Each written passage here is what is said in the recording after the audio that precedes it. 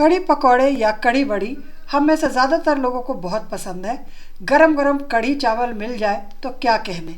लेकिन ये व्यंजन बेसन से बनता है और कई लोगों को बेसन पचता नहीं, पेट की प्रॉब्लम शुरू हो जाती है। मेरे ससुर जी भी उनमें से ही एक थे। तो हमारे यहाँ दूसरी तरह से कढ़ी बड़ी बनाई जाती थी। आज वही रेसिपी मैं आप लोगों के साथ शेयर कर रही हूँ। बनाइए, बहुत ही टेस्टी लगेगी और बेसन वाली प्रॉब्लम भी नहीं रहेगी। चलिए रेसिपी शुरू करते हैं। यहाँ पे मैंने ली है 1 कटोरी धुली मसूर की दाल, जिसे हमने धो करके 2 घंटे पानी में भिगो दिया और उसका पानी छान लिया है। अब इसे हमें मिक्सी में पीसना है थोड़े से पानी के साथ और बिल्कुल बारीक पीसना है। किस तरह का इसका बैटर तैयार होगा, क्या कंसिस्टेंसी होगी, ये मैं अभी आपको दिखला रही हूँ। पानी जब भी पीसने के लिए डालें तो धीरे धीरे डालें, एक साथ बहुत सारा नहीं डालें। मुश्किल से आधा कटोरी पानी लगेगा और इस तरह का बैटर तैयार हो जाएगा। ये न ज़्यादा गाढ़ा है न ज़्यादा फ्लोई है। जब मैं इसे अभी बोल में डालूंगी तो आप देख सकते हैं कि बैटर कैसा है।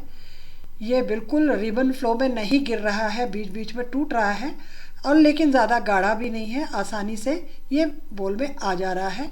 इसे अभी हमें फेंटना है, कम से कम 4 से 5 मिनट तक इसे फेंटना है। कोशिश करें एक ही डायरेक्शन में फेंटने की। इससे क्या होगा कि इसमें हवा आ जाएगी और ये हल्का हो जाएगा, तो हमारी जो बड़ियाँ हैं या जो पकौड़े हैं वो बिल्कुल ही सॉफ्ट बनेंगे। तो ये 4 से 5 मिनट तक हमने इसे फेंट लिया है।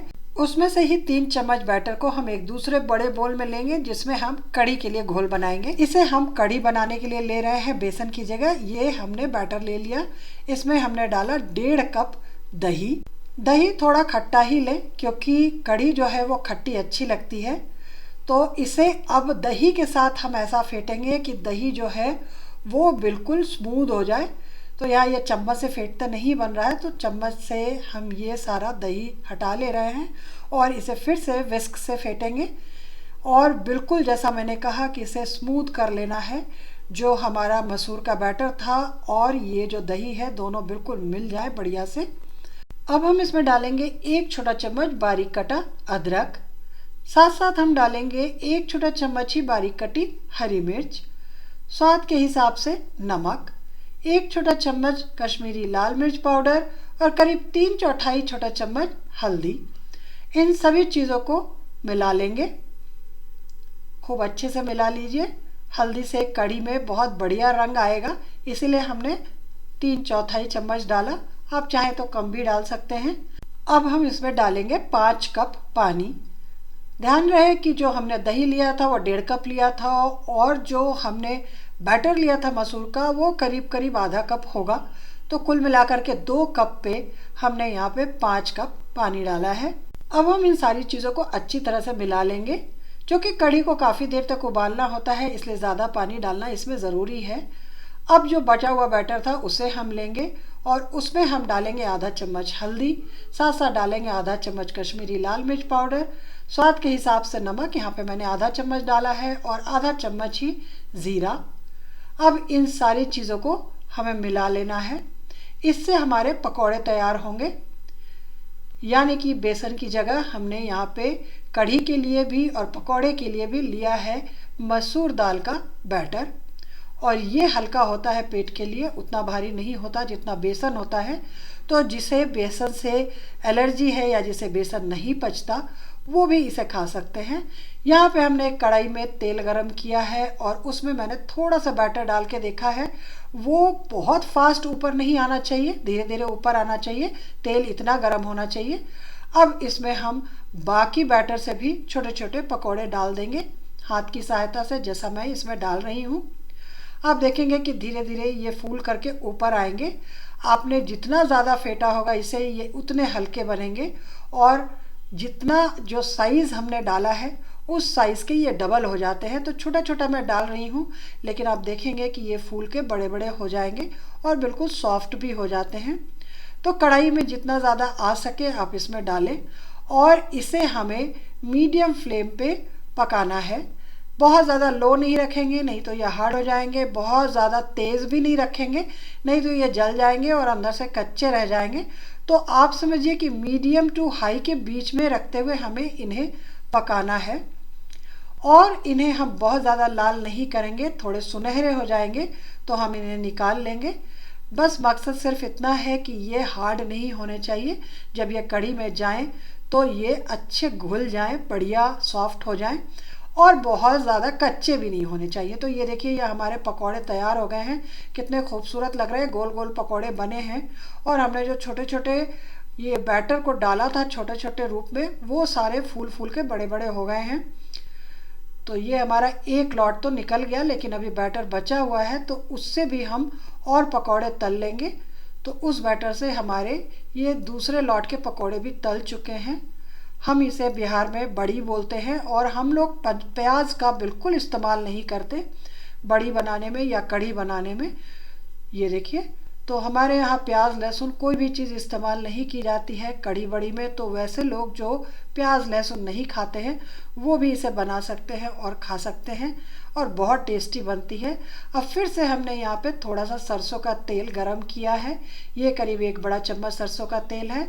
इसमें हम डालेंगे 2 तेज पत्ते, 2 खड़ी लाल मिर्च, आधा छोटा चम्मच जीरा, 1 छोटा चम्मच खड़ा धनिया, आधे छोटे चम्मच ही राई, 1/4 छोटे चम्मच मेथी, 6 से 7 लौंग और 1/4 चम्मच हींग। इन सभी चीज़ों को हम थोड़ी देर चलाएंगे जब तक कि जीरा, धनिया और राई चटकने ना लग जाए और मिर्च थोड़ी सी पक ना जाए। तो थोड़ी देर, कम से कम 15 से 20 सेकेंड हमें इसे चलाना है। जब जीरा, धनिया, राई तड़कने लग जाए, मिर्ची भुन जाए, तो हम इसमें डालेंगे कढ़ी वाला घोल। घोल डालने के पहले उसे थोड़ा सा मिला लें ताकि जो बैटर है वो नीचे नहीं बैठा रहे। तो इस घोल को हम इसमें डाल देंगे और आपको तो पता ही है कि इस घोल में हमने सारे मसाले, नमक तक भी डाल दिया है। तो अब बस हमें इस कढ़ी को पकाना है।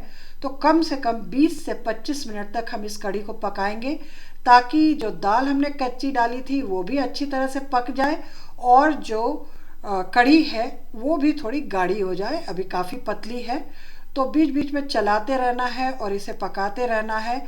आप मीडियम टू हाई फ्लेम का इसमें इस्तेमाल कर सकते हैं, और लेकिन बीच बीच में चलाना बहुत ज़रूरी है, नहीं तो नीचे से जो हमारे दाल का बैटर था वो बैठ जाएगा और पानी ऊपर ऊपर रह जाएगा।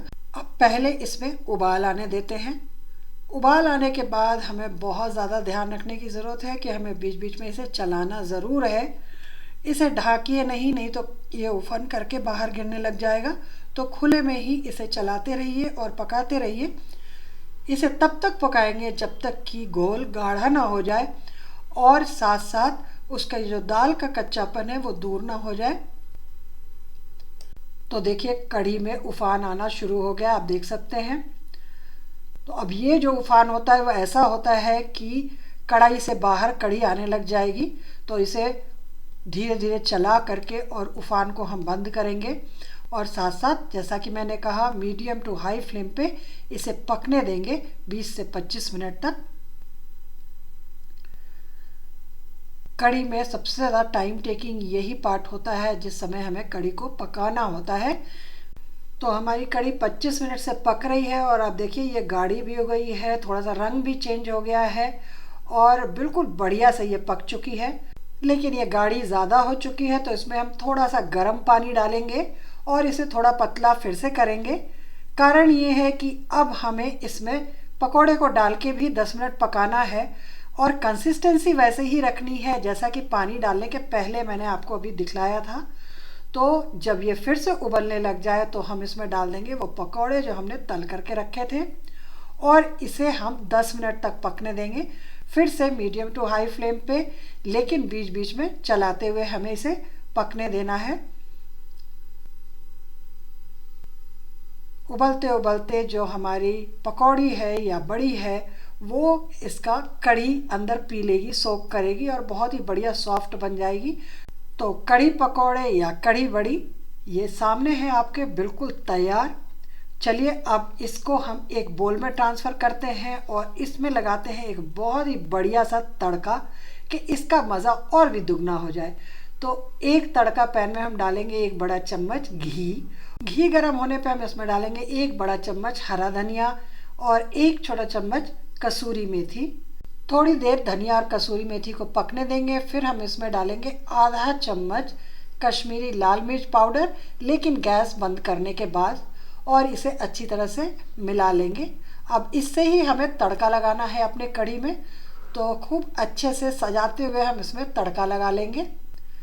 धनिया कसूरी मेथी से बहुत ही बढ़िया फ्लेवर आएगा, और ये जो हमने मिर्च डाली इससे ये देखने में बहुत ही खूबसूरत लगेगी और टेम्पटिंग लगेगी, ताकि आपका खाने का मन कर जाए।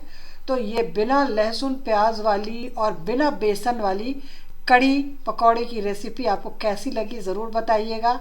एक बार ट्राई करके देखिए, अच्छी बने तो लाइक के साथ साथ शेयर भी कीजिएगा और अपना फीडबैक भी दीजिएगा।